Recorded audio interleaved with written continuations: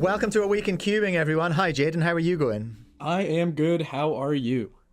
Not too bad. I've just come off of an episode of Cubecast. Sorry for keeping you waiting. Nah, you're Sorry for keeping you waiting there. We had a good one today, though.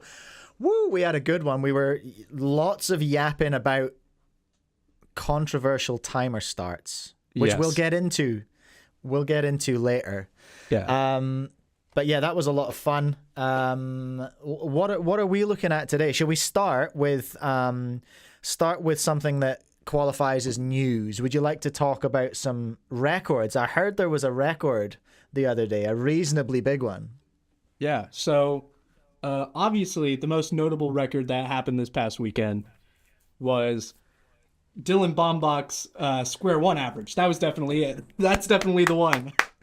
Yeah, nice work, Dylan. He did get a square one world record average of 4.81, which is incredibly fast. That's faster than my personal best single, which is like a low 5. So absolutely incredible there. We have something from Felix. That's a name I bet you guys haven't heard in a while. No. Felix got Zamdegs. Yeah, he got a continental record on 5x5 for a single. It was a 36:37. So that's incredible. Right.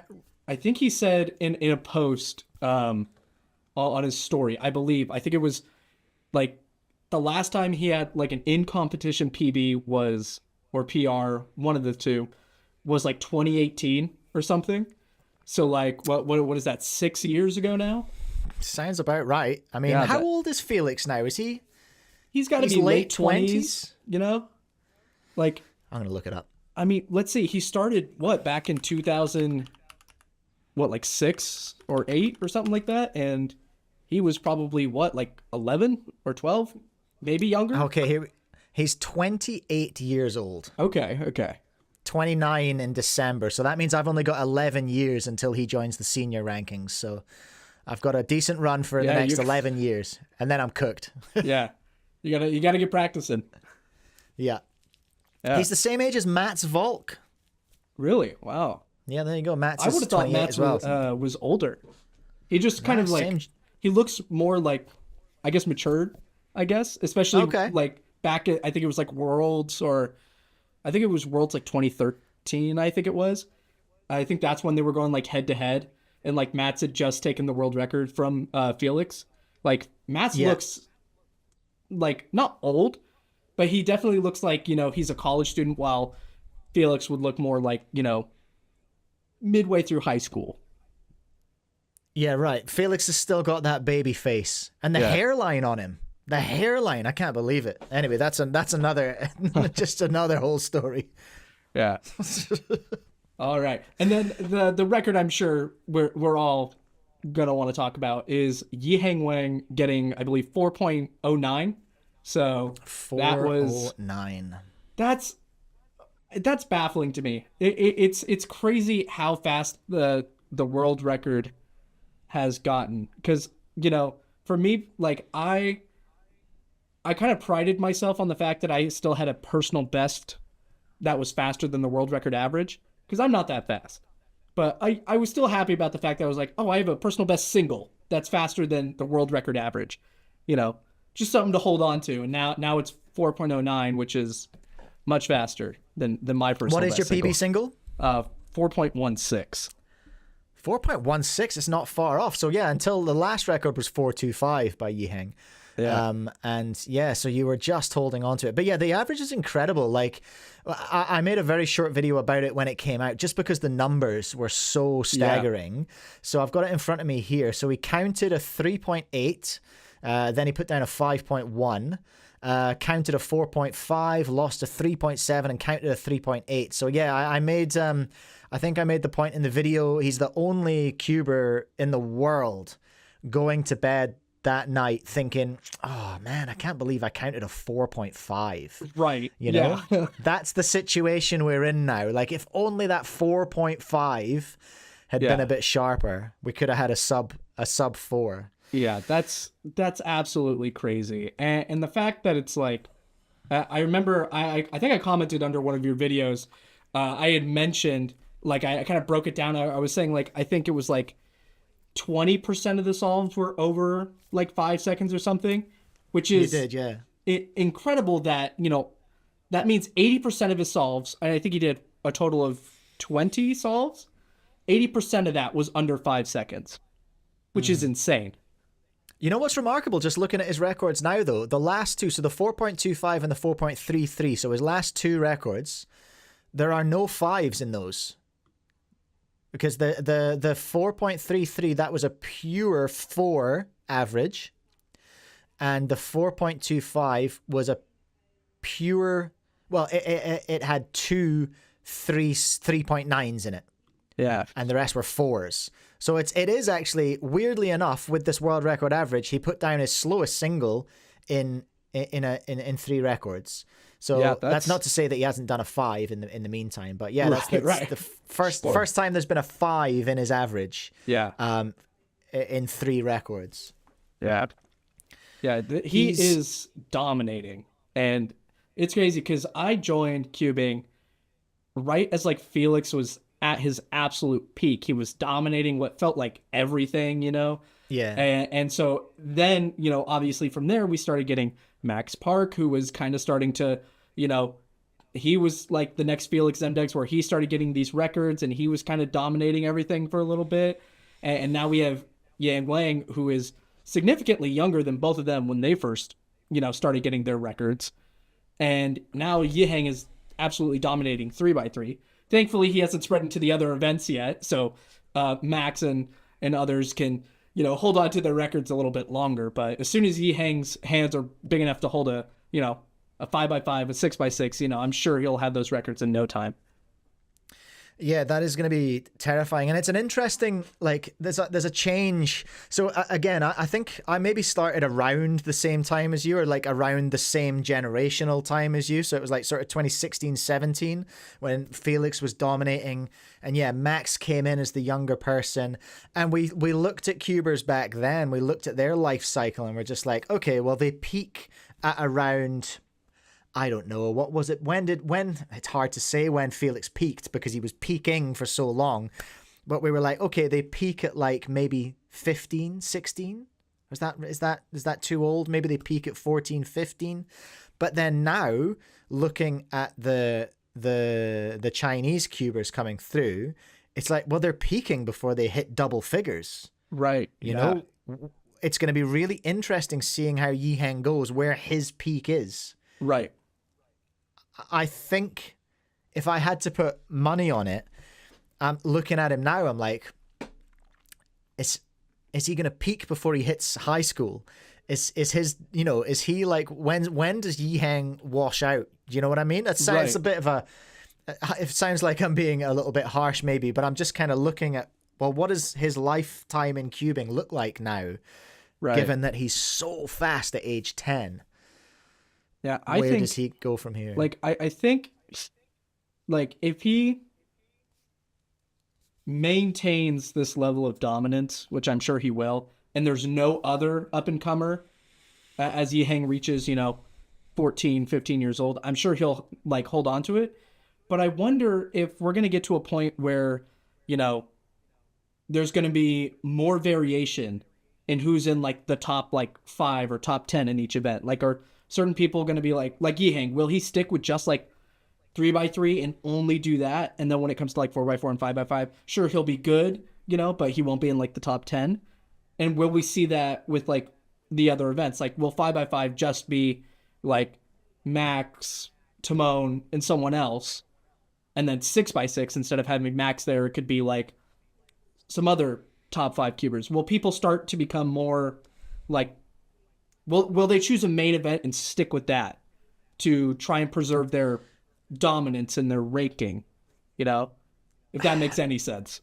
No, it does. It does, because I think in the West there are, and I say in the West because I just don't know enough about Chinese cubing, honestly. But it's like in the West you have people who are just like, I'm killing it at being an all-rounder. Being an all-rounder is what I want to be. And they're focused on the sum of ranks. Whereas the Chinese cubers, and I don't know if this is a cultural thing or where this comes from, but it seems to be that cubers from China are so much more laser focused on one event, and that's why they're dominating, because they're not distracted's not the right word, but they're just dominating. Right. Like their practice that they do is just their event that they're trying to get good at. Right. Because I mean, like I was just in my stream, I was reflecting. So I recorded my video about Yiheng's record very late at night, and I'm not very smart. So I compared his record to Max Park's last WR average, which was actually like 2 years ago, which is very silly. So I was now just working out how to actually find the rankings, and I found the top 100 averages in 3x3. Yiheng Wang has 18 out of the top 18, first of all, but he also has 65 out of the top 100. That's crazy. That is absolute domination. Has anyone else in 3x3, and this is a question I would be asking to the viewers, but like, has anyone else held over even just 50% of the like top 3x3 like averages? And like, how does that, like, have they done that in any other events? Like, has anyone else been like over 50% in 4x4, 5x5, 6x6, and so on? And if so, did they manage to reach 65% is what Yiheng has? So 65%. Yeah, so has anyone else been that dominant in any event? No idea how to even look that up. But my poor viewers just had to watch me try and navigate the WCA website to find similar information. So I'm not going to go through that now.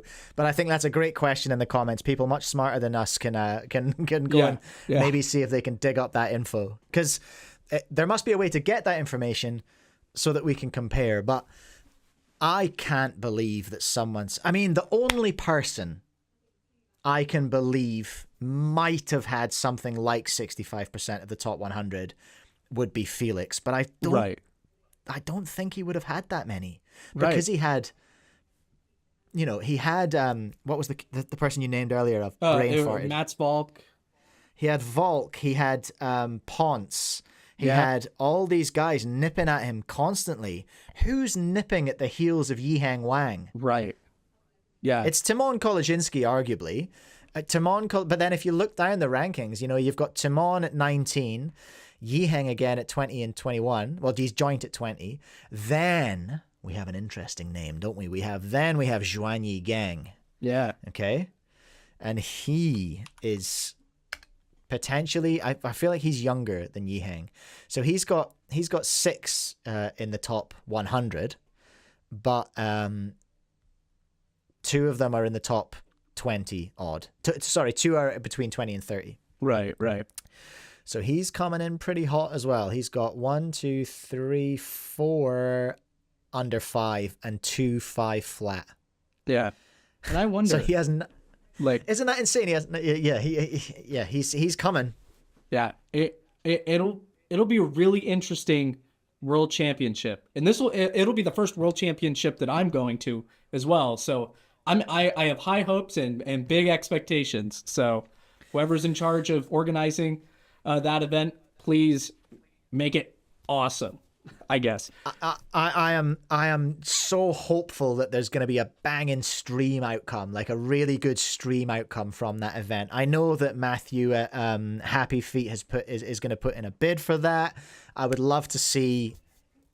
I think I spoke to him very briefly, and even he said like, we'd need some gear.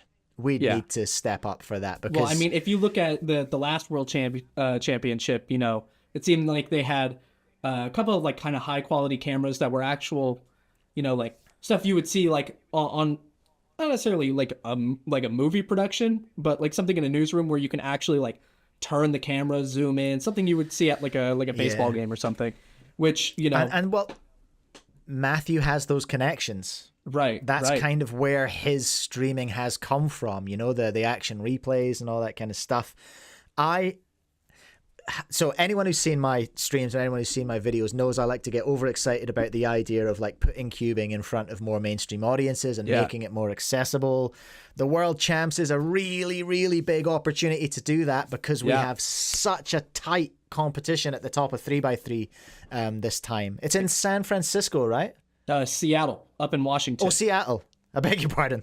That's not even slightly the same. I would love for it to be in San Francisco. That's a lot closer to me. Okay, so it's in Seattle. And why did I bring that up? I can't remember. Anyway, I'm excited. I'm jealous that you're going to be there in person. That sounds really fun. Hey, you got just under a year. You just got a budget for it. It's more about getting the permissions from people at home to go to that one. But as much as I would love to, I think it's unlikely that I will be there, which is why I'm like frothing about the stream. Like, give me that content. Give me that content. But yeah, that's going to be really exciting. So listen, Jaden, it's 2024. We can't talk about young Yiheng without talking about sliding. Yeah. There's a lot of conversation going on at the moment around this topic, around the idea of sliding. So for anyone who is not familiar with what we're talking about, Yiheng Wang put down a 0.78 world record 2x2 average, correct? I believe, yes. Yeah, 0.78, I believe, yes. These are the kind of details that I get wrong, so there's a very good chance I'll have to correct that, or someone will correct me. So insanely fast. I'll put it that way. Very, very fast. World record, number one. So, and the suggestion was that he was, instead of going boop and taking his hand off the timer, he was kind of going ooh, touching the cube and then taking his hand off the timer. Right. Almost imperceptible to the naked eye. It's causing a bit of tension, I suppose, a bit of frustration among the community. At the moment, at the time of recording, it still stands, and it has been standing for 3 months since it happened. Right. And then, do you want to tell us what's happened recently that has kind of brought this back into the conversation again? Not that it ever went away, but something's really brought it back into the front. It definitely died down for a bit, but recently, this last weekend, I believe, a cuber, very well known, had what seems to me has been some sort of protest, as like you kind of mentioned as well on your stream, but it seems to be some sort of kind of like, hey, like proof of concept, essentially being like, I'm going to do this thing and hopefully it triggers an actual response from the WCA on whether or not sliding will be allowed. And what happened, pretty much to sum it up and keep it short and simple, is there is video of him, what appears to be sliding, and, you know, whether it's intentional or not, I'm not 100% on, but I'm kind of under the impression that it was more of a, like, I'm going to do this thing and force a final decision out of the WCA. Which that's kind of what I'm getting from it. Same. So, in regards to whether it was intentional or not, it's a little bit confused because he made a video, which he called Road to World Record, and he did a 0.69 average, and from the angle, it's so obvious that he was sliding in it. And he also, in the description of that video, says in huge capital letters in the first line, "Do not slide in competition. It is currently illegal. The video and description are meant to be a joke." Right. And I think it was also like a proof of concept, being like, if we allow sliding, this is like how much faster the world record could be at this point, you know? Yeah. So I think, you know, it's very much a, like, don't do this. And here's kind of like a reason why, you know, a good example. Yes. So yeah, just to finish that point though, he made the video. He said, "This is a joke. Don't do it." Then later in a comment on a Facebook post in Cubic's Friends, he said, "I'm not going to do it in a competition." And then he did it in a competition. So it's like, oh, wait, okay. Right. Was it intentional or not is in question based on that evidence, which is all that I have. Right. But I feel like, to me, just like you've said it feels like it was kind of a protest to just be like, what are we doing here? Right. And the issue is, it is illegal, but to a point. There are two regs that make it illegal, which is your fingers have to come off the timer and you cannot be touching the cube before the timer starts. All well and good. However, there is also a guideline that says we will not use video evidence to judge this. If it can't be seen by the judge, then it's fine. So it's like, well, you're telling us two things. You're telling us it's illegal via the regs, but then by the guidelines, you're saying if you can get away with it, get away with it. And that's where the frustration is. Right.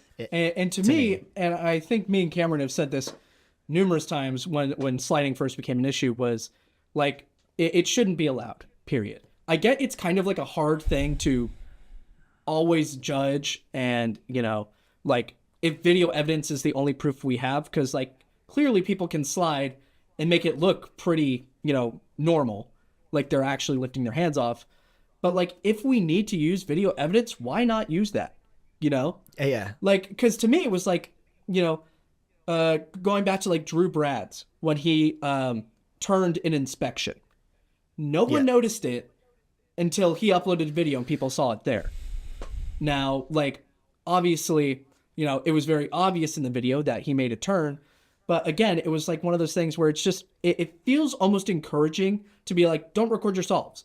Like, it feels like we're encouraging that. And obviously, you know, if you're confident in your skill and you think you could get the world record without doing anything, you know, illegal or, you know, kind of mischievous, like, you'll record anyway. But with sliding being such a subtle thing, once you've, like, got it down, it feels like, oh, maybe I shouldn't be recording myself, just in case someone decides to look at it closely. Yeah, right. We talked about this a lot on my stream today, and we asked some questions. You know, I asked the question, would you stop filming if the WCA started frame counting, started using video evidence? And overwhelmingly in my chat today, which is, you know, a very small sample size, but they did say, no, it wouldn't change anything because I would still film. As well as that, what else did we ask? We asked, the other one doesn't matter because it's getting onto whether my chat thought the record should stand or not, and that's maybe not relevant. But what I did talk about a lot today, and I saw this point raised by someone else, is just like everyone before in the comments, if you're if you're tempted to go after individuals, I would encourage you to not do that, because this is not about going after individuals. This is an issue that I think warrants conversation, and it warrants being kept alive and being talked about, but don't go after individual judges, delegates, all that kind of stuff. Like, it's not about that. It's also not about going after Yiheng necessarily, because we are talking about a 10-year-old child. Right. In that case. So, but I am interested. Let's get some comments going. I would love to hear from the viewers, from the AWIC viewers. I would love to hear your solutions to sliding in the chat. There was a very funny video going around about, it was by That Cube Kid, shout out, using the high friction tape, or like double-sided tape. So you've got to peel your hands off before you can solve. I've got my thoughts. What are your reckons? What do you think is the solution? I mean, to the issues we're having. Like, I would say using some sort of sticky substance, but then, you know, I don't know how long the quality of that substance will last, depending on like humidity, where you are and stuff. It could like leave residue on your hands and stuff. In a perfect world, the timer would somehow prevent you from sliding. In a perfect world, and it would prevent you from sliding, and there wouldn't be any consequence like leaving residue on your hands. But I think as it stands right now, a lot of people brought this up in the WCA forum, which is a good place to talk about sliding, because there is a actual like post there to talk about it. So any comments you have, you know, on the topic, you can leave under our video, but I would also highly suggest you leave it in there. But a lot of people were suggesting we somehow get speed stacks to do a 4-pad start and a 2-pad stop. Because to me, that's a great idea. You can technically slide, but definitely not as much. Like, I mean, like obviously my hand is, you know, going quite over, but it's going to be really hard to pick up the cube without my thumb. So yeah, you can still touch the cube, which is against the regs. But I mean, that's like the next step is somehow getting speed stacks to do like 4-pad start, 2-pad stop. Because if I have to stop with 4 pads, sure, it's not going to make that much of a difference. But if I'm doing a really fast solve, like my thought is not touch all the pads. It's put my hands down as fast as possible. Yeah. So I'm a little worried about my thumbs maybe missing those pads, especially since they're not that big. So yeah, that's what most people that I've seen, that I've like talked to, have suggested is 4-pad start, 2-pad stop. Interesting. Okay. I've not heard that one before because I haven't been on that forum. I probably should go there. But I guess my concern about that one would be if you're changing the method of timing and you're enforcing the use of a certain timer, there's big cost implications to that which go against the guide, the mission statement. And then you risk a speed stack situation where you have to archive records because there are new rules now that are so big. Like, I don't know. I don't know whether those are valid or not. There may be valid reasons for them to not exist. I think my take on it, where I'm at today, what's the date? In New Zealand, it's the 26th of September. So this is a time-stamped opinion, which may change once I learn more. Yeah. I reckon, what did I say today? I said, I don't think they need to change the regs. I don't think they need to change the timers. I think they need to change the guideline to accept video evidence. And I think, and this is the controversial part of what I think, because it's potentially a little bit spicy and may in fact go against the mission statement as well. But I feel like anyone who is at world-class level should be recording their solves, like always, which would then avoid that sort of like, well, if I'm going to get frame counted, I'm not going to record. It's just like, nah, everyone has the responsibility to record their solves. It would be, it could even be my like, opinion. you know, like for whatever delegates, they get like 2 GoPros. So whoever has like a star next to their name on the score sheet, they will always sit in like stations 1 and 2. I know in some other places they do stationary seating in competition. Yeah, fixed Here stations. in the US, most of us, we usually go to a waiting area. They call us up. We go to the waiting area again, and it's almost always a different station. But if they're always sitting in the same place, you could just have like a GoPro, you know? The delegates could, you know, obviously the WCA would need to invest in this, but the delegates could bring like a GoPro that gets recorded solely for the WCA to, you know, frame count or do whatever with, if need be. And that video, you know, they could always reach out to, you know, whoever it is and be like, do you want the video? Do you want it uploaded? Whatever, you know, which obviously does cost money, but I think it might be a good alternative. I hear you. I do hear you. And I understand why that's valid, because any world record needs to have the scrambles checked anyway.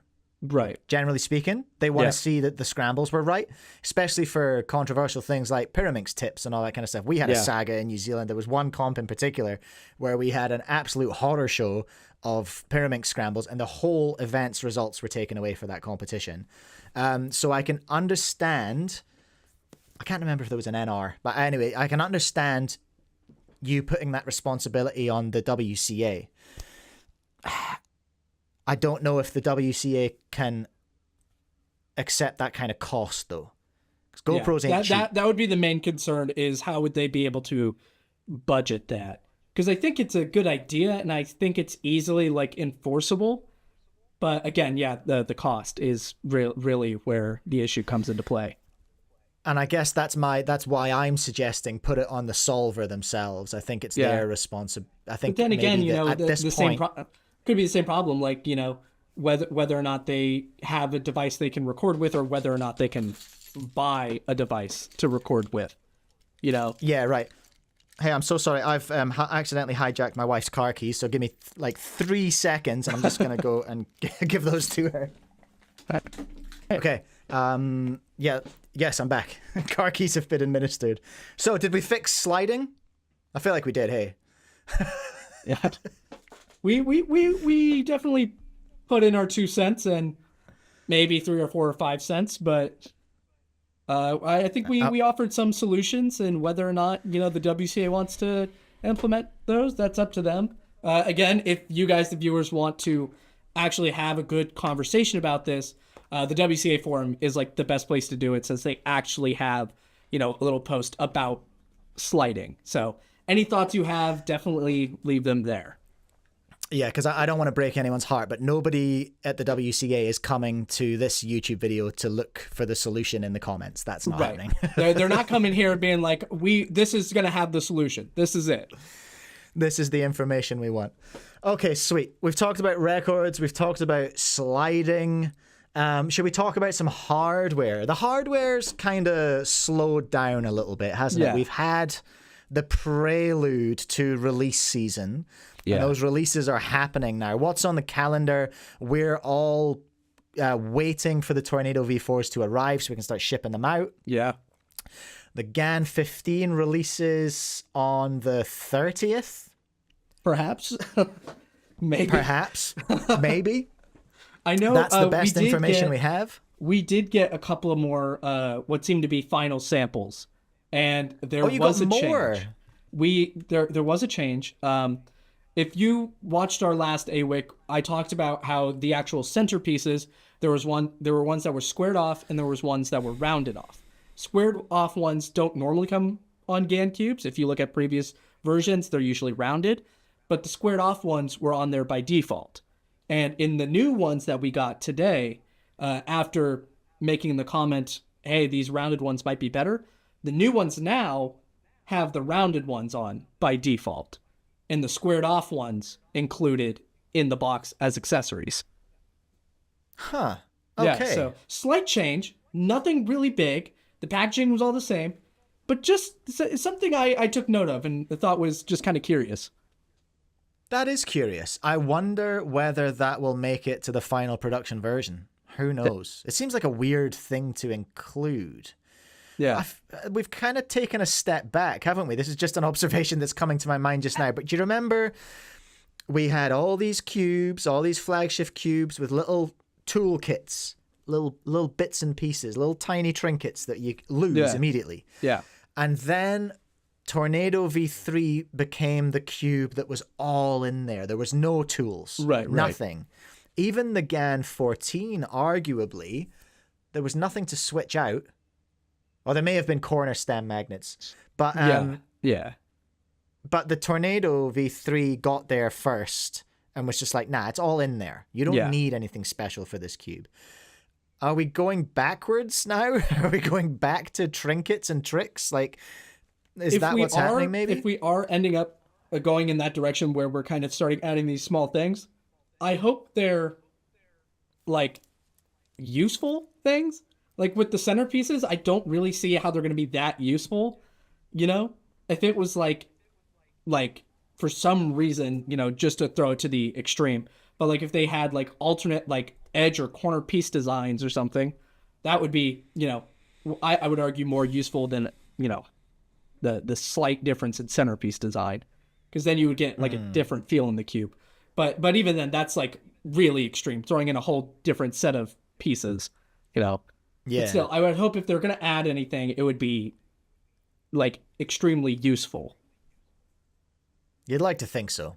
Yeah, I would hope so. You'd like to think so anyway.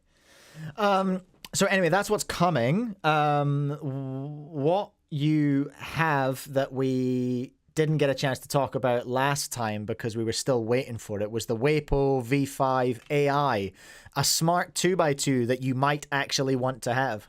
Yeah. It's from, I have had a chance to use it. It is good. I do enjoy it. I think it turns well. I just finished up editing a short today. I don't know if it's going to go up today, but it was definitely very interesting. The only critique I have mainly is like the app.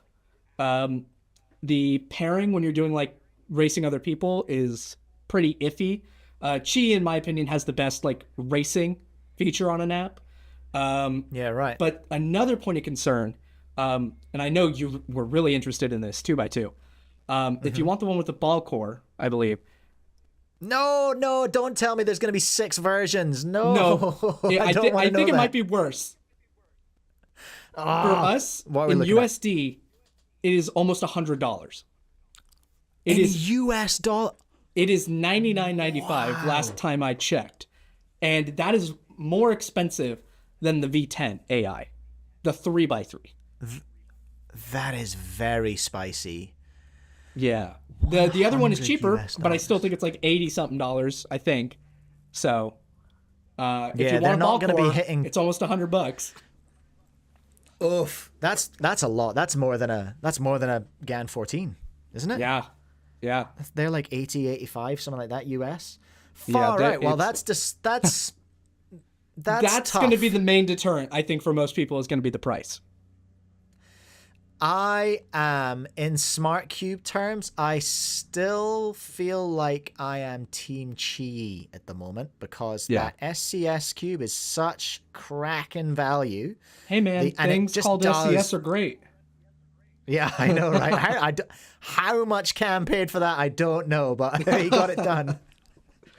But what I'm holding out for, and I'm really hopeful about, is I would love to see Qi get a 2x2 out. Yeah, like a that'd be smart great. Qi 2x2. Make it similar to the Qi M Pro 2x2. Make it a little lighter, and make it corner cut a bit better. Be a great 2x2 smart cube. Yeah, right. That's what I'd love to see. I'd also love to see an ALG trainer in there as well, but we'll see how we go. We'll see how that develops. They've got the basics down so good. Like, they learned to walk before they could run, I feel like, with their smart cube. Yeah. Whereas Moyu and GAN were very much just like sprinting straight out the gate. Oh, we've only got one leg. Whoops. You know, like, that's kind of what it felt like. The fundamental was sort of missing. That foundation was missing. Yeah. Well, there we go. Wapo AI, $100 for a ball core. Far out. Yeah. The other one, we are running a little short on time, so I'm gonna leave it up to you. What is the last thing you wanna talk about? I think we can very quickly talk about the AoChuang V6, and then you can go home and carry on with your life. All right, we'll talk about that. You've got one? I do. I did bring it because I have been really enjoying it lately. It's still not set up because we haven't filmed a video on it yet, so I'm leaving it just totally stock until we actually do the video. But overall, I think this is going to be, for some people, depending on their turning style, this is going to be the best 5x5 of the year for them. Like, it is very close competition between the Hong, the AoChuang here, and then the GAN. Each of those have pretty unique feels.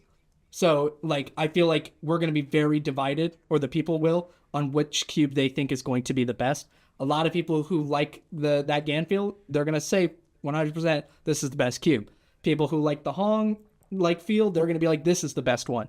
People who's turning, this cube fits the AoChuang, they're going to say this is the best, In my opinion, I think it combines the best of the Hong and the GAN, I think it's a good, in-between, which is why I enjoy it, because I'm not, I kind of like the Hong for some reasons, like the GAN for other reasons, and this one just kind of covers both bases, so I'll probably end up using this as a main. I think it's also slightly smaller than the Hong, so people who like smaller cubes might be a good option.